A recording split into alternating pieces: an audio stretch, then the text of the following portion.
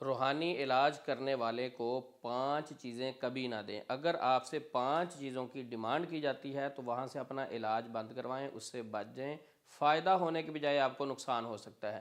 سب سے پہلی چیز، اگر کوئی روحانی علاج کرنے والا آپ سے ڈیمانڈ کرتا ہے، کس کس چیز کی ڈیمانڈ کر سکتا ہے؟ گوشت کی، آپ سے زعفران کی، عود کی، کستوری کی، آپ کو کہے گا جی اتنی کستوری چاہیے، اتنی زعفران چاہیے، میں نے تویز لکھ کے پتہ نہیں دفن کرنے ہیں، اتنی زعفران چاہیے۔ عود ہندی کے نام سے، ایک تو عود ہندی وہ ہے جو عرب میں اہل عرب خوشبو کے لیے استعمال کرتے ہیں، وہ تو ہر شخص کو اپنے گھر میں چلانی چاہیے۔ اگر کوئی عامل حضرات آپ سے عود ہندی کی ڈیمانڈ کرتے ہیں کہ ہم جلائیں گے، کبھی اس کو عود ہندی کے پیسے نہ بھیجیں، عود ہندی لے کے نہ دیں۔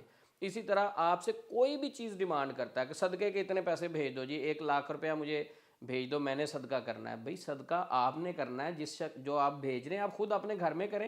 سب سے افضل صدقہ آپ اپنے عزیز و اقارب جو قریب رشتہ دار ہیں، بہت سارے غریب ہوتے ہیں، ان کو آپ دیں۔ دوسرے لوگوں کا خیال رکھیں، اپنے ہاتھ سے صدقہ دیں۔ اگر آپ کو ان نون کوئی عامل ہے جس پہ آپ کو ٹرسٹ نہیں ہے، اعتماد نہیں ہے، اور وہ آپ کو روحانی علاج کے نام سے ڈیمانڈ کرتا ہے کہ اتنا صدقہ بھیج دیں، آپ زعفران لینی ہے، اتنے پیسے بھیج دیں، فلاں چیز چاہیے، تو روحانی علاج کے لیے کسی چیز کی ضرورت نہیں ہوتی۔ روحانی علاج میں تو رقیہ کرنا ہوتا ہے، دم کرنا ہوتا ہے، وقت اس نے دینا ہے۔ اپنے وقت کی اگر فیس مانگتا ہے وہ الگ چیز، آپ دے سکتے ہیں اسے۔ دیکھیں وقت کے ڈاکٹر چارج کر سکتا ہے، انجینئر چارج کر سکتا ہے، کوئی بھی ٹیچر چارج کر سکتا ہے، کوئی بھی شخص اپنے وقت کے اگر فیس اور پیسے لے سکتا ہے تو روحانی علاج کرنے والا بھی لے سکتا ہے۔ لیکن اگر وہ کچھ چیزیں مانگتا ہے تو اس کا مطلب ہے کہ وہ آپ کو غلط گائیڈ کرے گا، وہ روحانی علاج کرنے والا نہیں ہے، وہ آپ کو شیطان کی طرف لے کے جا سکتا ہے، کیونکہ بہت ساری یہ چیزیں جادوگروں کو چاہیے ہوتی ہیں، یہ جادوگر کے مشابہ شخص ہے، اس سے آپ نے بچنا ہے۔ دوسری چیز، مریض سے مریض کی والدہ کا نام پوچھے۔ ایک تو ہوتا ہے کہ کسی کے لیے دعا کرنی، جی میرا بھائی ہے اس کا نام حمزہ ہے، میرا بھائی اس کا نام بلال ہے، میرا بھائی ہے اس کا نام رضوان ہے، تو اس کے لیے دعا کر دیں، یہ ایک الگ چیز ہے۔ ایک ہے کہ وہ کہیں کہ اس مریض کا اور اس کی والدہ کا نام بتائیں، تو بھائی مریض کا نام تو آپ پوچھیں، اس کے لیے دعا کرنی ہے، والدہ کا نام آپ کو کیوں چاہیے؟ کوئی بھی شخص آپ سے مریض اور مریض کی والدہ کا نام پوچھے، ہائی الرٹ ہو جائیں، وہاں سے نکل جائیں، بچ جائیں، وہاں سے آپ کو فائدہ ہونے کے بجائے نقصان ہو سکتا ہے۔ نمبر 3، آپ سے مریض کی تصاویر مانگے، کہے مریض کی تصاویر بھیجو، میں نے اس پہ عمل کرنا ہے، پڑھائی کرنا ہے۔ تصاویر لینے والے عمل بھی آپ کو فائدہ دینے کے بجائے نقصان دے سکتے ہیں، کیونکہ یہ چیزیں جادوگروں کو چاہیے ہوتی ہیں، روحانی علاج میں نہیں چاہیے ہوتی۔ دعا تو آپ نے اللہ سے کرنی ہے نا، تو اللہ نے قبول کرنی ہے۔ تصویر آپ کے پاس نہ بھی ہو تو آپ اس کا نام پوچھ لیں، اس کو تھوڑا سا فوکس کر لیں، تو آپ ویسے اس کے لیے دعا کریں، قبول تو اللہ نے کرنی ہے، اللہ اس کے لیے آسانی فرمائے۔ تو تصاویر بھی کبھی بھی روحانی علاج کرنے والوں کو نہ دیں۔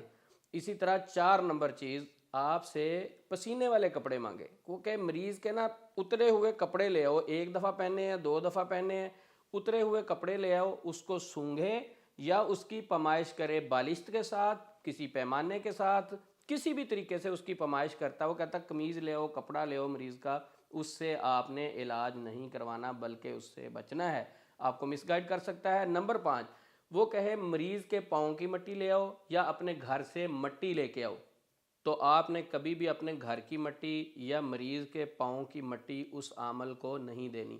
یہ 5 چیزوں کی ڈیمانڈ کرنے عامل آپ کو علاج کے نام پر ٹریپ کر سکتا ہے، علاج کے نام پر اپنے جال میں پھنسا سکتا ہے۔ علاج کے لیے ان 5 چیزوں کی ضرورت نہیں ہوتی۔ ہاں، جادوگر کو ضرور یہ چیزیں چاہیے ہوتی ہیں، جب اس نے جادو کرنا ہوتا ہے نا، وہ ضرور مانگتا ہے، وہ کہتا ہے جی اچھا جادو کروانا ہے مجھ سے، جی مریض اور مریض کی والدہ کا نام بتاؤ، ٹھیک ہے، مریض کے مجھے کپڑے دو، ٹھیک ہے، جس پر آپ نے جادو کروانا ہے اس کی تصویر دو، ٹھیک ہے، جس پر آپ نے جادو کروانا نا اس کے لیے مجھے اتنا گوشت بھی چاہیے، میں نے شیاطین کو دینا ہے، ٹھیک ہے، جس پر آپ نے جادو کروانا ہے اس کے پاؤں کی مٹی یا اس کے گھر کی مٹی لے آؤ، اور یہ مٹی دم کر کے دیتے ہیں، کہتے ہیں اس کے گھر کے باہر پھینک دو۔ یہ چیزیں تو جادوگروں کو چاہیے ہوتی ہیں، علاج کرنے والا کیوں مانگ رہا ہے؟ تو اس لیے اتق الشبہات، مشابہ چیزوں سے بچنا ہے۔ آپ تو گئے ہیں علاج کروانے، یہ نہ ہو کہ علاج کرواتے کرواتے آپ نئی دلدل میں پھنس جائیں، نئی مصیبت میں پھنس جائیں۔ تو اس لیے موجودہ دور میں جب آپ علاج کروانے جاتے ہیں تو سمجھ نہیں لگتی کہ یہ علاج کرنے والا جادوگر ہے، علاج کرنے والا ہمارا خیر خواہ ہے، علاج کرنے والا عالم ہے، علاج کرنے والا عامل ہے، علاج کرنے والا کیا ہے۔ تو لہٰذا اس کو لازمی چیک کیا کریں۔ آج کل سوشل میڈیا کا دور ہے، آج کل بہت ساری چیزیں، آپ بیک اینڈ پہ کیا چل رہا ہوتا آپ نہیں جانتے، تو اس لیے آپ ضرور ایک پیمانہ اپنے پاس رکھیں شریعت کا، اسلام کا.